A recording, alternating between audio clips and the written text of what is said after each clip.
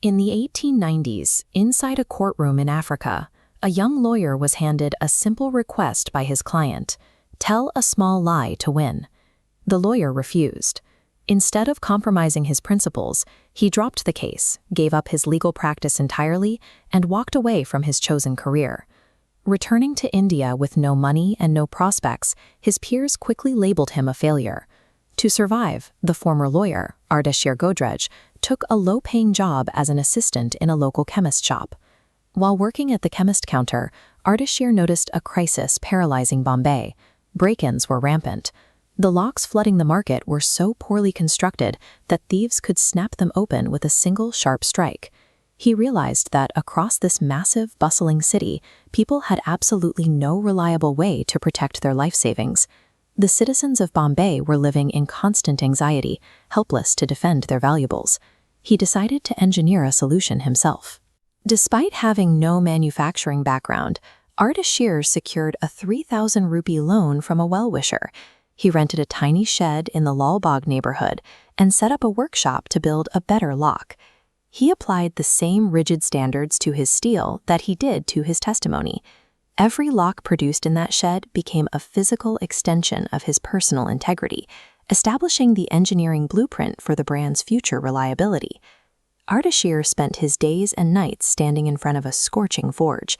He dismantled standard locks, studying their internal levers and pins to understand exactly why they failed under pressure.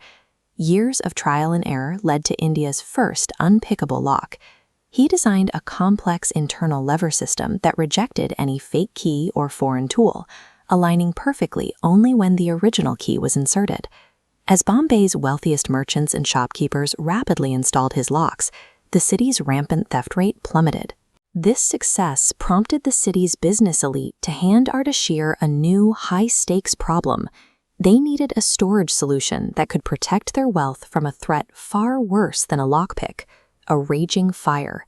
He engineered India's first fireproof safe. To prove its durability, he staged a highly public test. He locked currency notes and fragile documents inside, engulfed the heavy metal box in a massive fire for hours, and then opened the cooled steel doors. Every piece of paper inside was perfectly intact. By defeating both the lockpick and the inferno, Ardeshir established his workshop as the primary guardian of the city's wealth. Ardeshir then turned his attention to a completely different industry: chemistry. At the time, standard bathing soaps around the world were manufactured using animal fat, a practice that conflicted with the religious beliefs of millions of Indians.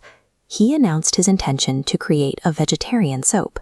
Established scientists openly mocked the idea, insisting that animal fat was structurally necessary and that soap would never set without it.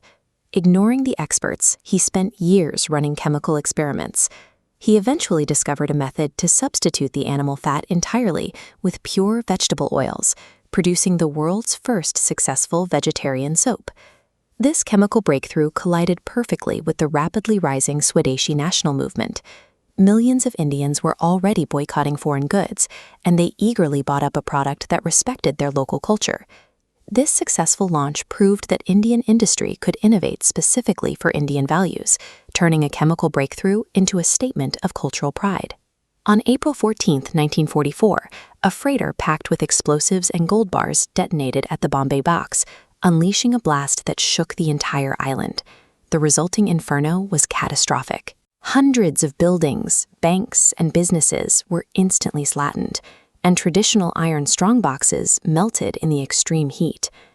When the smoke cleared and recovery teams began digging through the rubble, they found Ardeshir's safes standing among the ashes.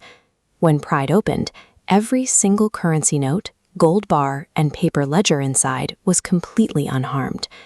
In the wake of the disaster, the sight of these untouched safes provided the ultimate proof of Ardeshir's engineering, making the brand name a synonym for security across the country.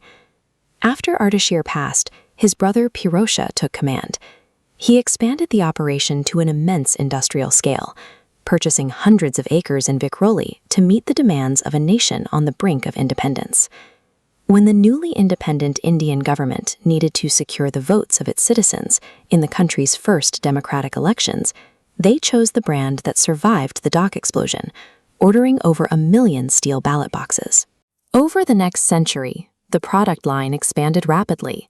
The company built India's first domestic refrigerator, the steel almiras found in almost every home, and eventually complex aerospace components for ISRO's orbital rockets. Today, this is a 2,300 billion rupee empire embedded in the lives of over 1 billion people. And it all exists because one supposedly failed lawyer took a 3,000 rupee loan and flatly refused to compromise his integrity.